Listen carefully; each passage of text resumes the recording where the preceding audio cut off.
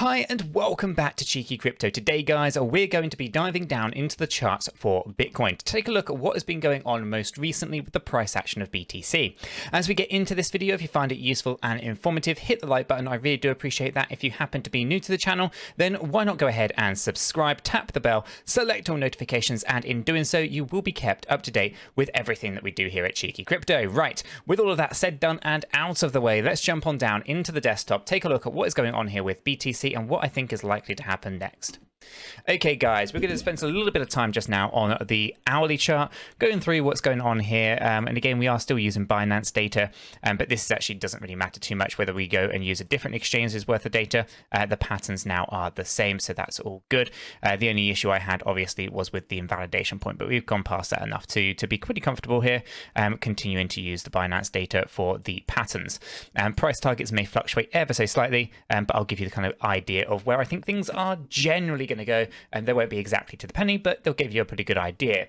Right, so we obviously have the bull flag just here as indicated yesterday. We had the surge up, not impulsive surge, just an ABC. A lot of volatility in this area just here, going up past the 1.618, the minimum threshold for the fifth wave, and we can confirm that seems to be the fifth wave high just here. There's an ABC forming to the downside now, and again I think this is actually going to start forming a bigger A wave on the large time frames, and I'll go through that in a second. So yeah, we have that good surge to the upside. We didn't have an impulsive move. There's no reason to think that we're going to be going to the 2.618. We have the stochastic RSI on the hourly chart correcting down nicely, moving up a little bit. Again, we could push higher, so invalidation on this, just for reference, will be the high that we've currently had up here, and that comes in according to Binance at $43,000 to the penny. But for argument's sake, we can also check Bitstamp here. It's 43,067. Okay, so we know that there's a bit of a fluctuation between Binance data and a few others, but for the most part, we'll stick to this. If it goes above that level there, then we're confident this is not an ABC, but instead some kind of corrective action just inside here before we continue upside. Of course, we could acknowledge that we have an A here, a B here, and a C here, for example, and then an A, B, and C to the upside here. It's all very choppy at this point, as an A, B potentially going up for a double top, and then we start to see that pull back down. So lots of interesting things on the real smaller scale, but we want to focus in on slightly longer term. You know, as we usually do, we don't talk about what's going to happen in the next couple of hours. We talk about what's going to happen over the next few days, potentially into the weeks and months. Okay, so as hodlers, this is kind of where we want to be focusing in on, right? So this is potentially an A wave, unless we go higher than this yellow line at $43,000, and potentially our B wave is up here as a high. And then we have a C wave down. Okay, once that comes in and gets completed, we then look for ABC up. And again, we don't know how that's going to look until we get there. One thing that we do know, though, is that we are looking for corrective action over a general scale across most timelines. Here on the hourly chart, we have a mid-range stochastic RSI. And again, you know, we can look at this in lots of different ways, right? We pull back down, we bounce to these certain areas in the history here, and then get that continuation to the upside. So it's very possible that we push up, and for example found that low point and continue, but we haven't wiped it out. It's not oversold or anything like that, and I think there's just a lack of confidence coming into the market here.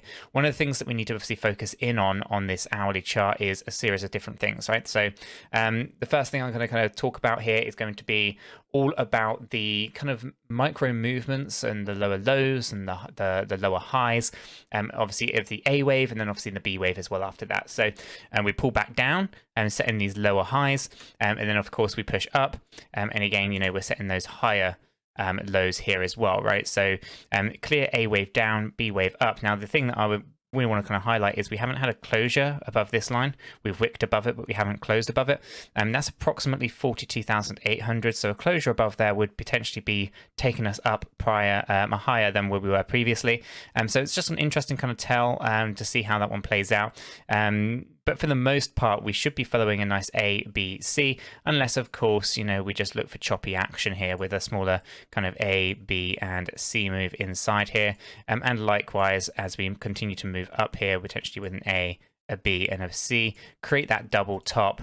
And effectively, your B wave is up here. your C wave coming down for a like to like here, sideways trade again.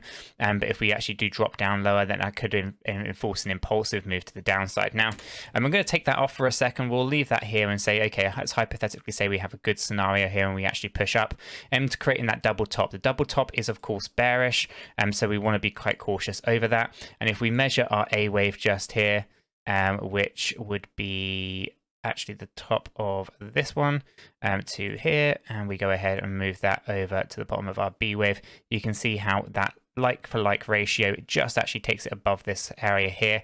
So that's going to be acting as pretty significant resistance.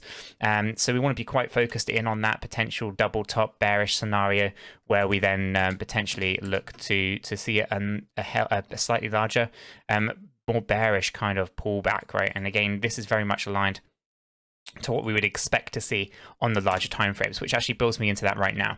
Okay, so obviously, you know, I am thinking there's a correction here, and there's a couple of reasons for this, right? One, we've moved up very, very nicely, very significant move to the upside. This is usually followed by profits being taken, and we haven't really seen that yet. Okay, so to think that we are just going to continue climbing without seeing, you know, the completion of it, well, complete 5 waves up, we should be looking at, you know, 3 waves down, and they should be, you know, substantial enough that you can notice them.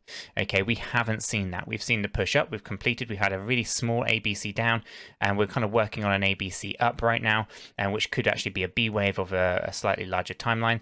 But ultimately, we're not seeing the kind of the bigger move, and the bigger move that we should be expecting would be looking, you know, something similar to this. We should be able to notice it on our chart just by zooming out a little bit. Okay, and again, indication of this, right? We move up rapidly, there's a sell-off that occurs, even if we can continue to move up higher, right? And a good example, again, is just over here. When we hit those $32,000 lows, we pushed up massively. We then had the profits getting taken, and then we continued to climb. Nothing moves up in straight lines, okay?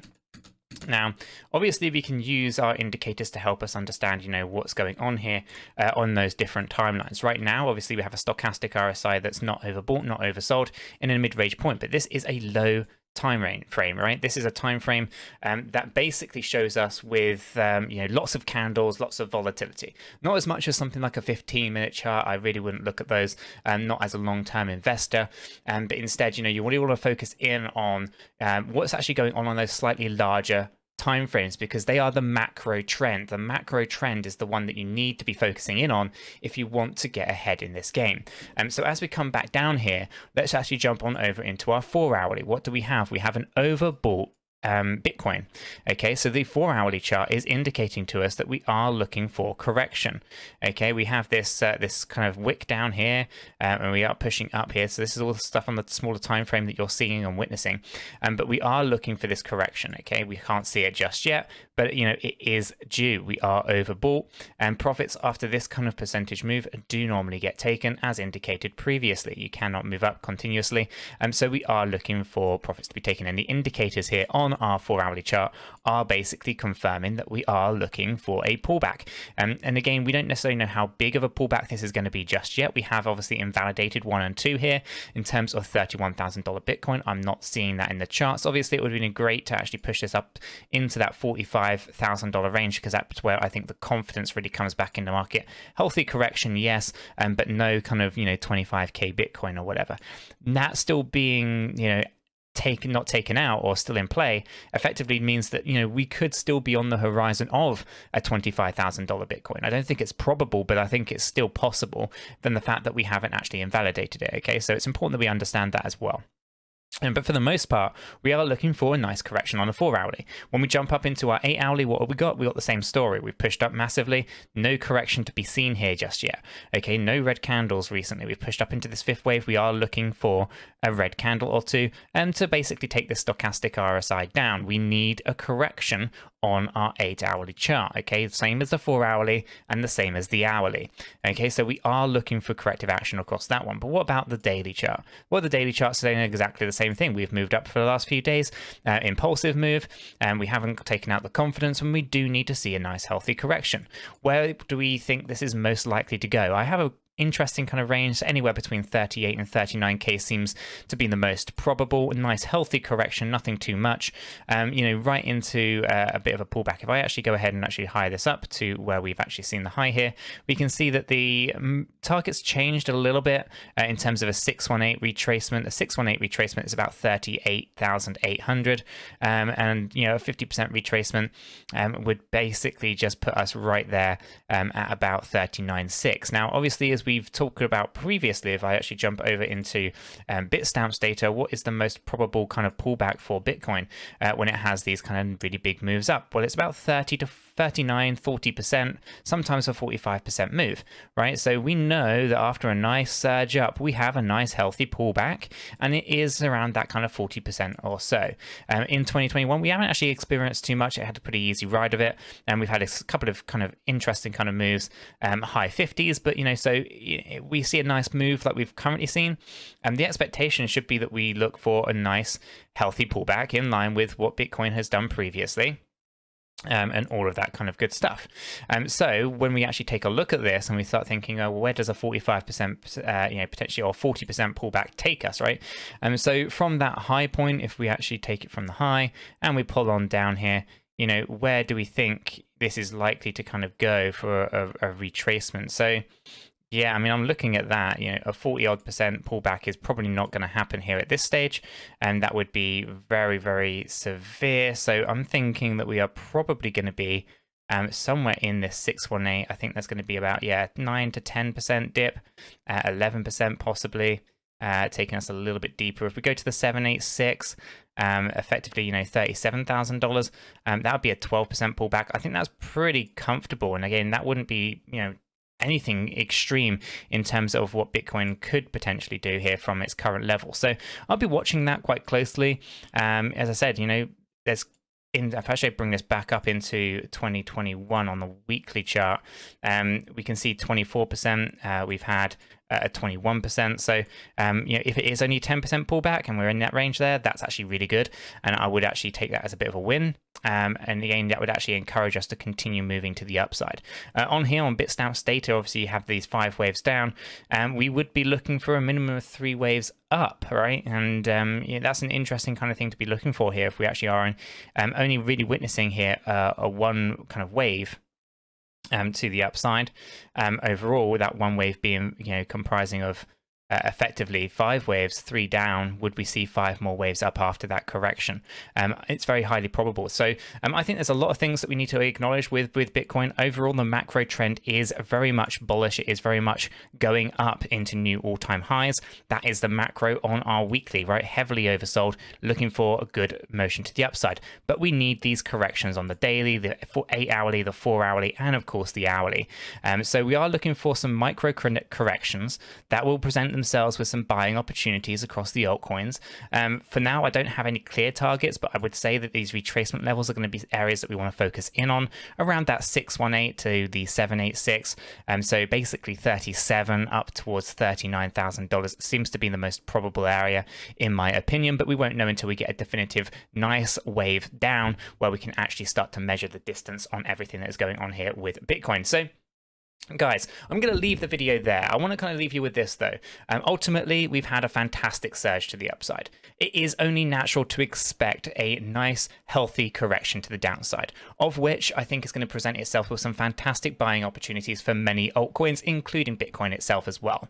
If you agree with me, let me know in the comments below what you might actually be accumulating during that particular dip. Guys, with all that said, done, and out of the way, I hope everyone has a fantastic day, and I'll catch you all in the next one.